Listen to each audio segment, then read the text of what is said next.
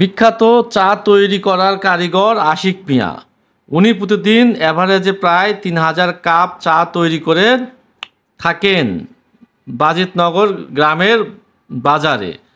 আমাদের গ্রাম ফলিয়া থেকে খুব কাছে, তাই লোভ সামলাতে পারলাম না, চা পান করতে চলে আসলাম।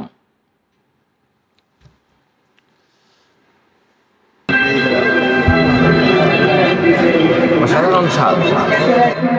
দর্শক, চলেন আমরা শফিউলের বিখ্যাত চায়ের দোকানটা ঘুরে দেখে আসি।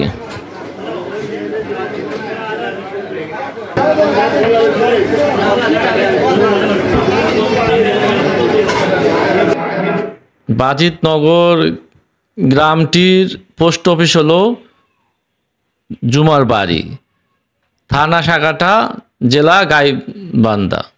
এখানকার চা এখন এতটা বিখ্যাত, এই আশপাশের যত এলাকার মানুষ আছে সবাই তো চা খেতে আসে। অনেক দূর দূরান্ত থেকে লোকজন শুধু এই স্টলকে দেখার জন্য এবং এক কাপ চা খাওয়ার জন্য আসে। তো কেন তারা আসে, এমন অনেকের সাথে আমার কথা হয়েছে। চলেন তাদের সাথে আলোচনা করে আসি।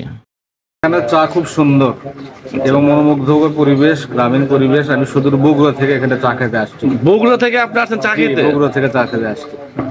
আর আপনি? আমি বাজিতনগর বাসিন্দের নাজিমউদ্দিন।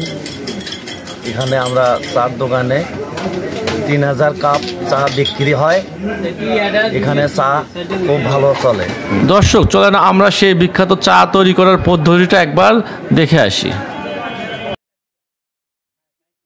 প্রথমে গরুর খাঁটি দুধ গরম করে নেওয়া হয়। আলাদা কেটলিতে চায়ের লিকার তৈরি করা হয়। কাপে গরম দুধ ঢালা হয়। তারপর চায়ের লিকারের সাথে কাঁচা পাতি অ্যাড করা হয়। তার ফলে চায়ের ঘ্রাণটা থাকে অসাধারণ।